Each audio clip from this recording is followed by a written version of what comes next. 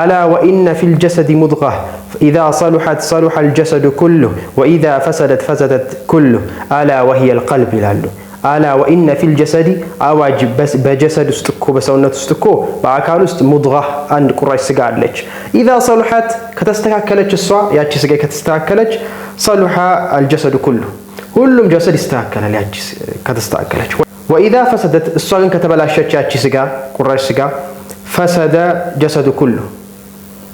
كلهم سونة عقال يكوشال يبلاشال على أواج وهي القلب يأتي بعدات قلبنات مالن ስለዚህ ቀልባችንን ለናነጻ ለናጸዳክ حرام ነገር ከመጥፎ ነገር ከሹብሃት ነገር ለናጸዳ ይገባል ማለት ነው ስለዚህ ሹብሃ የተባለውን ነገር ነው አይደለም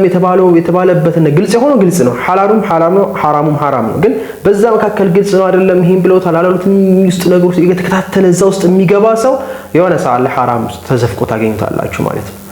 አላህ Subhanahu Wa Ta'ala ምን ይላል والذي أنزل عليك الكتاب منه آيات محكمات هن الكتاب وأخر متشابهات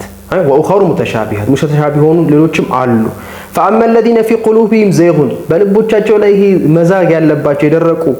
ሰዎች ምን ያደርጋሉ فيتبعون ما تشابه ያ ሹብሃ ነገሮች ይከታተላሉ ያለ ነው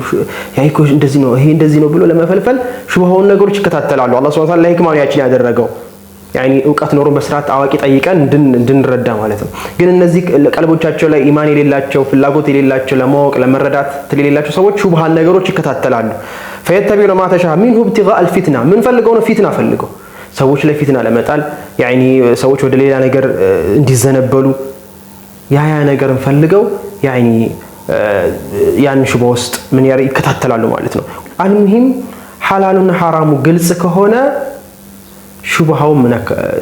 ሹብሃውን ደግሞ ዑለማ ጠይቀን ተርተን